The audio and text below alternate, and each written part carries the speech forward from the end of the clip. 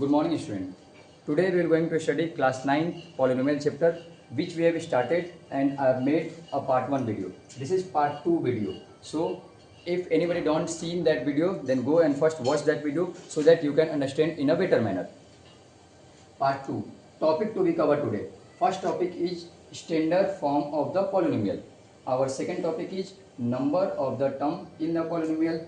Third topic is constant polynomial, then zeros polynomial, and at last we will practice some questions about polynomials. आज की पहली topic start करते हैं जो है standard form of polynomial. Question पूछता है कि स्टैंडर्ड फॉर्म ऑफ पॉलिनोमियल होता क्या है, किसको बोलते हैं. ये होता है a polynomial in x express either in ascending power of x और in descending power of x is said to be standard form. इसका मतलब ये होता है कि जब कभी पॉलिनोमियल x के फॉर्म में, y के फॉर्म में या फिर किसी भी वेरिएबल के फॉर्म में एक्सप्रेस किया गया हो, तो जब हम उसको लिखते समय हमें दो ऑर्डर को ध्यान देना होगा. या तो उसके पावर को आप असेंडिंग ऑर्डर में जमा दीजिए, मतलब छोटे से बड़े की ओर जमा दीजिए, या तो उसके पावर को आप डिसेंडिंग ऑर्डर में जमा दीजिए, बड़े से छोटे की ओर जमा दीजिए. यदि ऐसा कर देते हैं तो जो बन के आएगा वो होगा स्टैंडर्ड फॉर्म ऑफ पॉलिनोमियल.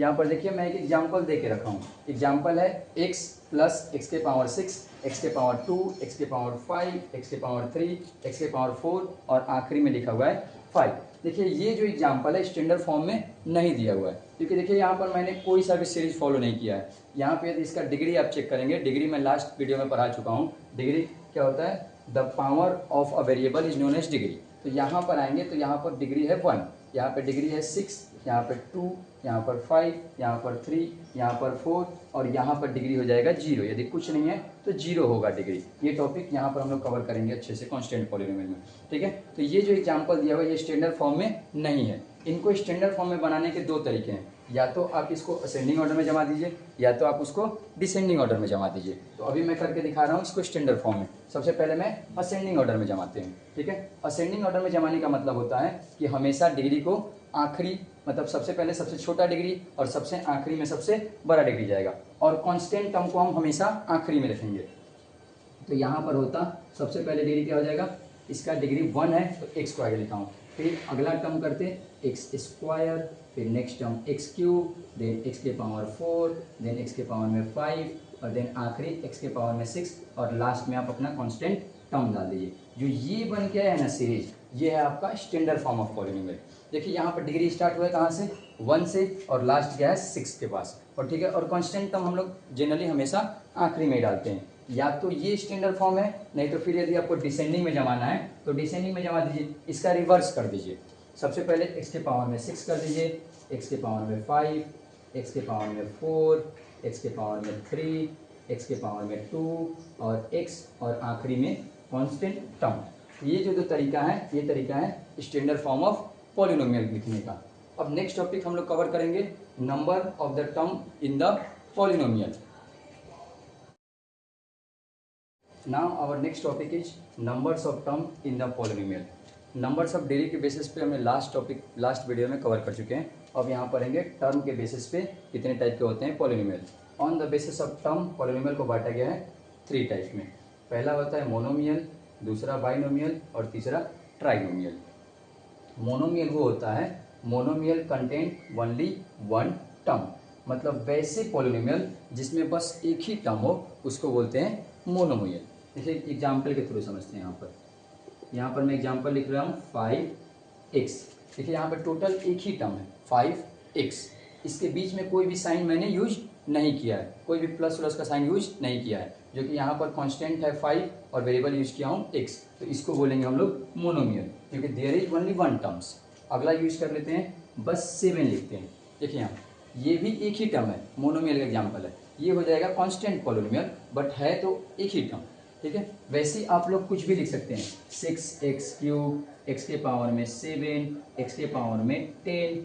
ये जितने के जितने टर्म हैं कोई जरूरी नहीं एक्स के फॉर्म में लिखेंगे, वाई जेड के भी फॉर्म में लिख सकते हैं. वाई के पावर में 100, जेड के पावर में 50. ये जितने भी मैं एग्जाम्पल लिया हूँ सब के सब मोनोमियल के एग्जाम्पल हैं. क्यों मोनोमियल के एग्जाम्पल है? क्योंकि इन सब में मैंने बस एक ही टर्म यूज किया है।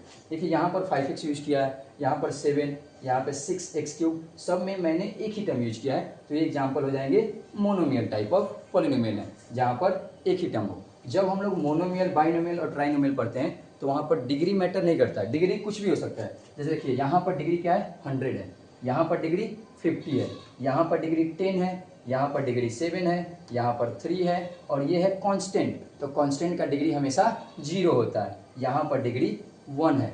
बस हमें डिग्री नोट डाउन नहीं करना होता है, बस हमें नंबर्स ऑफ टर्म मिलाना होता है कि नंबर्स ऑफ टर्म 1 होने चाहिए। नेक्स्ट टॉपिक है इसमें बाइनोमियल। बाइनोमियल उसे बोलते हैं जहाँ पे नंबर्स ऑफ टर्म कितने कंटेंट हो, 2। क्योंकि ये जो आगे लिखा हुआ है ना BI, बाई का मतलब होता है 2, ठीक है। तो जहाँ पर वैसे पॉलिनोमियल जिसमें 2 नंबर्स ऑफ टर्म होंगे, 2 नंबर्स ऑफ टर्म होंगे, उनको हम लोग बोलते हैं बाइनोमियल। एग्जाम्पल ले लेते हैं।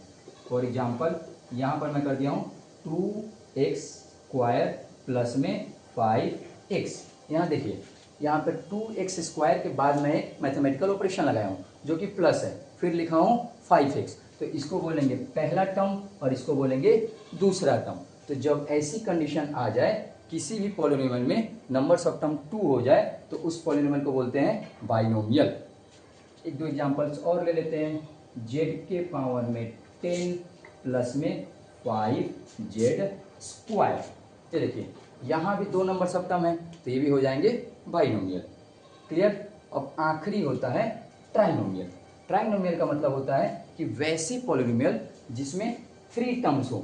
नंबर्स ऑफ टर्म कितने होने चाहिए, 3 होने चाहिए, उनको बोलते हैं ट्राइनोमियल। एग्जाम्पल x³ प्लस में 5x² प्लस में 3x। यहाँ पर देखिए टोटल नंबर्स ऑफ टर्म कितने हैं, 3 हैं। देखिए यहाँ पर मैं 2 बार मैथमेटिकल ऑपरेशन यूज किया हूँ, यहाँ भी यूज किया हूँ और यहाँ भी यूज किया हूँ, ठीक है। It means that this polynomial carry numbers of term 3। तो जब नंबर्स ऑफ टर्म 3 हो जाएंगे तो उनको बोलेंगे हम लोग ट्राइनोमियल। और ज़्यादा भी हो सकते हैं, कई बार 4, 5, 10 टर्म भी आते हैं, तो उनको हम लोग सीधे सीधे पॉलिनोमियल बोल देते हैं। वो पॉलिनोमियल के पार्ट हैं, बट मोनोमियल, बाइनोमियल और ट्राइनोमियल के पार्ट नहीं हैं। सो मोनोमियल का मतलब होता है जहाँ पर नंबर्स ऑफ टर्म 1 हो जाए, बाइनोमियल का मतलब होता है जहाँ पर नंबर्स ऑफ टर्म 2 हो जाए, और ट्राइनोमियल का मतलब होता है जहाँ पर नंबर्स ऑफ टर्म 3 हो जाए, ठीक है। सो ये थे numbers of term in the polynomial. Our next topic is constant polynomial. A polynomial containing 1 term, मतलब कि 1 टर्म। पिछले वीडियो में हम लोग क्या पढ़े हैं, पिछले स्लाइड में, कि 1 टर्म होगा तो कौन सा पॉलिनोमियल होगा, मोनोमियल होगा। मतलब कि जब कभी भी कांस्टेंट पॉलिनोमियल की बात होगी तो वो 100% पहले मोनोमियल होने चाहिए। अ polynomial containing 1 term consisting of a non zero constant, मतलब कि उसमें नॉन जीरो कांस्टेंट होने चाहिए। मतलब वैसे नंबर होने चाहिए जो जीरो छोड़ के कुछ भी हो सकते हैं, या तो फ्रैक्शन का नंबर हो जाए, या तो पॉजिटिव नंबर हो जाए, या तो नेगेटिव नंबर हो जाए। बस कंडीशन लगा हुआ है कि क्या होना चाहिए, वो नॉन जीरो कांस्टेंट होना चाहिए। नॉन जीरो इसलिए लगा हुआ है क्योंकि यदि यहाँ जीरो हो जाएगा तो उसका नाम चेंज हो जाएगा, वो जीरो पॉलिनोमियल बन जाएगा। क्लियर है। तो जब कभी भी एक पॉलिनोमियल में एक नंबर ऑफ टर्म हो, नंबर्स ऑफ टर्म 1 हो, मतलब वो मोनोमियल हो, और जो टर्म हो वो नॉन जीरो कांस्टेंट हो, तो वैसे पॉलिनोमियल को हम लोग बोलते हैं कांस्टेंट पॉलिनोमियल। यहाँ पर एग्जांपल लिखा हूँ 6 - 8 9/14 7/12 और पाई। ठीक है, मैंने सब टाइप का एग्जांपल लिख दिया है। ये 6 एक नेचुरल नंबर है, -1 एक इंटीजर है, 9/14 और 7/12 एक फ्रैक्शन डाल दिया हूँ, और एक यहाँ पे पहले से हम लोग जानते हैं पाई, जो कि एक कांस्टेंट है जिसकी वैल्यू होती है 3.14। तो ये थे तुम्हारे कांस्टेंट पॉलिनोमियल। अब कंडीशंस आता है कि जैसे हम लोगों ने लास्ट वीडियो में पढ़ के रखा था कि क्वाड्रेटिक पॉलिनोमियल का डिग्री 2 होता है, लीनियर का 1 होता है और क्यूबिक का 3 होता है। वैसे ही क्वेश्चन उठता है कि ये कांस्टेंट पॉलिनोमियल की डिग्री क्या होती है, और वही मल्टीपल चॉइस में क्वेश्चन पूछे जाते हैं। तो यहाँ मैं नोट डाल के नोट डाउन कर दिया हूँ कि the degree of a non zero constant polynomial, non zero constant polynomial is 0। मतलब कि यहाँ पर 6 का यदि डिग्री पूछा जाए तो वो 0 होता, -8 की डिग्री पूछी जाए तो वो भी 0 होता, पाई की डिग्री पूछी जाए तो वो भी 0 होता। मतलब जितने के जितने नॉन जीरो कांस्टेंट नंबर हैं सबकी डिग्री क्या होगी, 0 होती है। Our next topic is zero polynomial. Zero polynomial, a polynomial consisting of 1 term. देखिए यहाँ पे क्या लिखा हुआ है, वैसे पॉलिनोमियल जिसमें एक ही टर्म हो, मतलब ये भी क्या होने चाहिए, मोनोमियल ही होने चाहिए, नेमली जीरो। देखिए यहाँ पे कंडीशन लगा हुआ है कि जो एक टर्म होने चाहिए वो केवल और केवल जीरो ही होने चाहिए। जैसे हमने पिछले स्लाइड में पढ़ा था कांस्टेंट पॉलिनोमियल, कांस्टेंट पॉलिनोमियल में कुछ कंडीशन नहीं लगा के रखा था, बस ये कंडीशन लगाया था कि जो भी होने चाहिए वो नॉन जीरो होनी चाहिए, ठीक है। लेकिन यहाँ पे मैं कंडीशंस लिखा हूँ कि जो भी हो बस और बस क्या होनी चाहिए, जीरो ही होने चाहिए, ठीक है, जीरो के अलावा कुछ नहीं होने चाहिए, is called as zero polynomial. तो जब इसकी एग्जांपल की बात करेंगे तो इसका एग्जांपल बस और बस जीरो ही होगा। लेकिन कांस्टेंट पॉलिनोमियल का जब मैं एग्जांपल्स बताया था तो वहाँ पर ढेर सारे एग्जांपल्स बताए थे, ठीक है, वहाँ पे कुछ भी हो सकता है, वो एक कांस्टेंट नंबर होनी चाहिए बस नॉन जीरो करके। और जब यहाँ पे जीरो आ जाएंगे तो इसको बोलेंगे हम लोग जीरो पॉलिनोमियल। जैसे वहाँ पे मैं बताया था कि उसका डिग्री क्या होता है, जीरो होता है, वैसे ये भी मल्टीपल चॉइस में पूछा जाएगा, इसका डिग्री होता है नॉट डिफाइंड। जीरो पॉलिनोमियल का डिग्री को हम लोग डिफाइन नहीं कर सकते हैं। नोट डाल के यहाँ पर मैं लिख दिया हूँ कि the degree of the zero polynomial is not defined. तो यहाँ पर डिग्री के बेसिस पर भी सारा कंप्लीट हो गया कि यदि डिग्री 1 होता है तो वो हो जाएगा लीनियर पॉलिनोमियल, यदि डिग्री 2 होती है तो वो हो जाएगा क्वाड्रेटिक पॉलिनोमियल, यदि डिग्री 3 होती है तो वो हो गया क्यूबिक पॉलिनोमियल, यदि डिग्री 0 होती है तो हो गया कांस्टेंट पॉलिनोमियल, यदि डिग्री नॉट डिफाइंड होती है तो वो हो जाएगा जीरो पॉलिनोमियल। ये थे तुम्हारे on the basis of degree polynomial के टाइप। और on the basis of term भी पढ़ चुके हैं, जो था यदि एक टर्म होगा तो उसको बोलते हैं मोनोमियल, 2 टर्म होगा तो उसको बाइनोमियल, और 3 टर्म होगा तो उसको बोलते हैं ट्राइनोमियल। ये थे तुम्हारे पॉलिनोमियल के लगभग इंट्रोडक्शन पोर्शन खत्म हो गए हैं। अब नेक्स्ट स्लाइड में हम लोग थोड़े से कुछ क्वेश्चंस कर लेंगे पॉलिनोमियल की। नाउ अब कुछ क्वेश्चन सॉल्व कर लेते हैं। यहाँ पर मैं क्वेश्चन लिखा हूँ, which of the following expression are polynomial in case of a polynomial write its degree. Last video में मैंने पॉलिनोमियल होने के सारे कंडीशंस पढ़ा रखे थे।